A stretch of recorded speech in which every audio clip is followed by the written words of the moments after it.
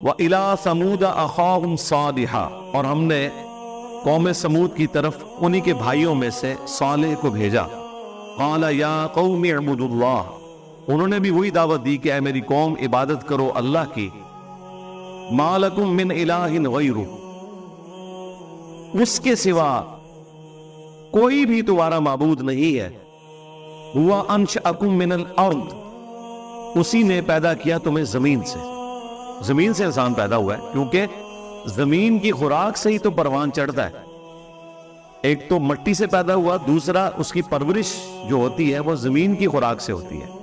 بارش کے ذریعے اللہ تعالیٰ کھیتیاں اگاتا ہے، ان کھیتیوں کو ہم کھاتے ہیں، جانور بھی ان کھیتیوں کو کھاتے ہیں، پھر ان جانوروں کو ہم کھاتے ہیں۔ یہ سارے کے سارا جو فوڈ کا ایک چین اور ایک سرکل چل رہا ہے نا،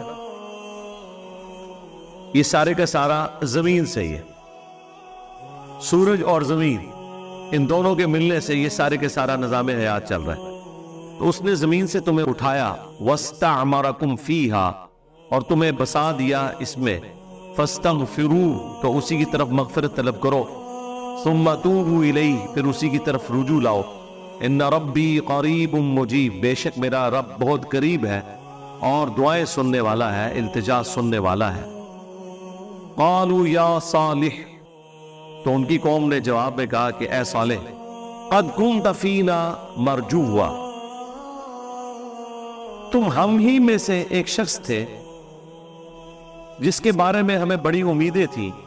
قَبْلَ هَذَا أَتَنْهَانَا، اس دعوت حق سے پہلے ہمیں تم سے بڑی امید لگی ہوئی تھی کہ تم ایک ہونہار شخص ہو ہماری قوم کے، اور تم نے ہماری قوم کا نام بلند کرنا ہے، لیکن تم نے آ کر یہاں پہ درار ڈال دی ہے۔ یعنی جو پیغمبر ہوا کرتے تھے وہ اپنی قوم اور قبیلے میں اعلیٰ خاندانوں سے ہوتے تھے اور ایکسٹراورڈنری پرسنالٹیز ہوتے تھے، ذہین ترین لوگ ہوتے تھے۔ ہمارے محبوب علیہ السلام بھی تو صادق اور امین اعلان نبوت سے پہلے تھے۔ آپ علیہ السلام کے اوپر بھی بڑی امیدیں تھی قریش مکہ کی کہ یہ قریش کا نام روشن کریں گے، لیکن بعد میں انہوں نے ہی بدوائیں دی کہ اس شخصیت کی وجہ سے قریش کا خاندان دو ٹکڑے ہو گیا، باپ اس طرف کھڑا ہے بدر میں، بیٹا اس طرف کھڑا ہوا ہے۔ تو اے صالح، یہ دعوت توحید بلند کرنے سے پہلے تو ہم میں ایک ایسا شخص تھا جس سے ہمیں بڑی امید تھی۔ أَتَنْهَانَا أَن نَعْبُدَ مَا يَعْبُدُ آبَاؤُنَا، کیا تو ہمیں منع کرتا ہے اس چیز سے کہ ہم عبادت کریں اس کی کہ جن کی عبادت کرتے ہوئے ہم نے اپنے آباء و اجداد کو، بزرگان دین کو پایا ہے، تو ان جھوٹے خداؤں سے جن کو تم جھوٹا سمجھتے ہو، ان معبودوں سے ہمیں ہٹانا چاہتے ہو۔ وَإِنَّنَا لَفِي شَكٍّ مِّمَّا تَدْعُونَا إِلَيْهِ مُرِيبٍ، اور بے شک ہم اس کے بارے میں شک میں مبتلا ہے جس کی طرف تم ہمیں بلا رہے ہو، ہم تو شک میں مبتلا ہو چکے ہیں، ہمارے دل میں وہ بات ٹکتی نہیں ہے۔ اب مجھے بتائے، پیغمبر سے بہتر کوئی بات سمجھا سکتا ہے؟ اللہ کی وحی سے بہتر کوئی سلیبس ہو سکتا ہے؟ لیکن جب وہ پیغمبر دنیا میں موجود ہوتے ہیں تو اس وقت بھی کئی لوگ ایسے ہوتے ہیں جو کہتے ہیں کہ آپ کی بات میں وزن نہیں ہے، کوئی دلیل نہیں ہے۔ دلیل ہو بھی تب بھی ان کو یہ سمجھ نہیں آ رہی یا وہ سمجھنا نہیں چاہتے۔ لہٰذا آج اگر ہم کسی کے سامنے قرآن و سنت رکھیں اور کہیں جی میں قائل نہیں ہوں اس کے اوپر، تو نہ ہو، میرے بڑے بھی نہیں ہوتے تھے اور ان کے بڑے بھی نہیں ہوتے تھے۔ جب ہمارے بڑے انہیں دعوت دیا کرتے تھے کہ اپنے بڑوں کو چھوڑ دو، تو تمہارے بڑوں نے بھی اپنے بڑوں کو نہیں چھوڑا، تو تم بھی ہمارے کہنے پر اپنے بڑوں کو کیسے چھوڑو گے؟ ایک ہی بات ہے، مینٹلٹی ہوئی ہے۔ قال یا قوم ارأیتم ان کنت علی بینۃ من ربی، تو انہوں نے کہا کہ اے میری قوم، بھلا ذرا بتاؤ تو کہ اگر میں روشن دلیل پر ہوں اپنے رب کی طرف سے، وآتانی منہ رحمہ، اور اس نے مجھے رحمت عطا کی ہے، فمن ینصرنی من اللہ، تو مجھے ذرا یہ بتاؤ کہ اگر میں یہ حق کا راستہ چھوڑ دوں، یہ دعوت کا کام چھوڑ دوں، تو کون ہے جو مجھے بچا لے اللہ سے؟ ان عصیتہ، اگر میں اس کی نافرمانی کروں، نافرمانی اس سبب سے بھی کہ میں دعوت کا کام چھوڑ دوں، اور اس سبب سے بھی کہ خدا نخواستہ میں تمہارے راستے پر چل پڑوں، یہ تو نہیں ہو سکتا تھا، لیکن دعوت کا روکنا بھی اللہ کی نافرمانی ہے۔ فما تزیدوننی غیر تخسیر، تم تو نہیں زیادہ کرنا چاہتے میرے لیے سوائے نقصان کے، یعنی میرا حال تو یہ ہے کہ میں تمہیں حق کی طرف بلا رہا ہوں اور الٹا تم مجھے اس دعوت کے کام سے ہٹانا چاہتے ہو، تو اس سے تو میرے نقصان میں تم اضافہ کرو گے، تو میں تو یہ حق کا راستہ کبھی چھوڑنے والا نہیں۔ وَيَا قَوْمِ هَذِهِ نَاقَةُ اللَّهِ، اور اے میری قوم یہ ہے اللہ کی اونٹنی، لَكُمْ آیَةٌ، جو تمہارے لیے ایک نشانی ہے۔ انہوں نے حضرت صالح علیہ السلام سے ریکویسٹ کی تھی کہ ہمیں ایک معجزہ دکھائیں، اور معجزہ یہ کہ جو پہاڑ ہے اس میں سے ایک اونٹنی نمودار ہو،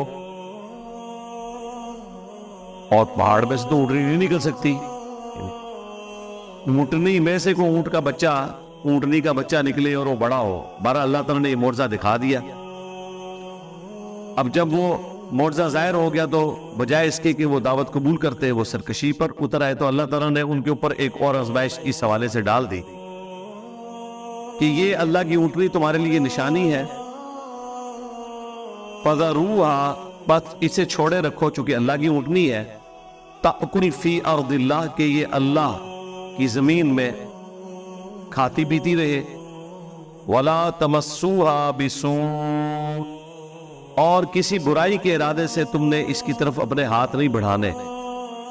اب ظاہر ہے ان کے لیے ازمائش بن گئی، وہ اونٹنی ایک دن اونٹنی کے لیے مقرر تھا کہ وہ پانی پیتی تھی، اور ایک دن باقی پوری قوم کے جو جانور تھے وہ پانی پیا کرتے تھے۔ کچھ عرصے ہی انہوں نے برداشت کیا، پھر وہی ہوا کہ انہوں نے اس اونٹنی کو قتل کر دیا، تو یہ ازمائش ان کے لیے بن گئی۔ فَيَأْخُذَكُمْ عَذَابٌ قَرِيبٌ، اگر تم نے اس اونٹنی کو کوئی نقصان پہنچایا تو تمہیں بڑے دن کا عذاب بہت جلد آگ پکڑے گا۔ فَعَقَرُوهَا، تو انہوں نے اس کی کونچیں کاٹ ڈالی، اس کی رگ کو کاٹ دیا۔ فَقَالَ تَمَتَّعُوا فِي دَارِكُمْ، تو حضرت صالح علیہ السلام نے کہا کہ بس اب کچھ عرصہ تم زمین میں لطف اٹھا لو، فی دارکم ثلاثۃ ایام، 3 دنوں تک۔ ذالک وعد غیر مکذوب، اور یہ ایک ایسا وعدہ ہے جو جھٹلایا نہیں جا سکتا، بس 3 دن کے بعد تم پر عذاب آ جائے گا، کیونکہ اللہ تعالیٰ نے وحی کے ذریعے حضرت صالح علیہ السلام کو بتا دیا تھا کہ جب یہ اس قسم کی حرکت کریں گے تو اس کے 3 دن کے بعد تم پر عذاب آ جائے گا۔ تو انہوں نے اس اونٹنی کو قتل کر دیا۔ فَلَمَّا جَاءَ أَمْرُنَا، پس جب ہمارا حکم عذاب آ گیا، نَجَّيْنَا صَالِحًا، تو ہم نے نجات دی صالح علیہ السلام کو، وَالَّذِينَ آمَنُوا مَعَهُ، اور اہل ایمان کو بھی جو ان کے ساتھ ایمان لائے تھے، بِرَحْمَةٍ مِنَّا، اپنے پاس سے رحمت کے ساتھ، وَمِنْ خِزْيِ يَوْمِئِذٍ، اور اس دن کی ذلت اور رسوائی سے بھی بچا لیا حضرت صالح علیہ السلام اور ان کی قوم کو۔ ان ربک هو القوی العزیز، بے شک تیرا رب قوت والا ہے اور غالب ہے۔ وَأَخَذَ الَّذِينَ ظَلَمُوا الصَّيْحَةَ، اور پکڑ لیا ان کفار کو ایک چنگھاڑ نے، یعنی ایک کڑک آئی خوفناک، ایک زوردار آواز آئی، فَأَصْبَحُوا فِي دِيَارِهِمْ جَاثِمِينَ، تو وہ اپنے گھروں میں گھٹنوں کے بل اوندے پڑے رہ گئے، كَأَن لَّمْ يَغْنَوْا فِيهَا، اور وہ اس طریقے سے ختم ہو گئے گویا وہ کبھی وہاں پر آباد ہی نہیں تھے۔ أَلَا إِنَّ ثَمُودَ، آگاہ ہو جاؤ کہ بے شک سمود نے، کفروا ربہم، اپنے رب کا کفر کیا، الا بعدا لثمود، آگاہ ہو جاؤ بربادی ہے، پھٹکار ہے قوم سمود کے لیے۔ تو یہاں پر حضرت صالح علیہ السلام کی قوم کا ذکر مکمل ہوا۔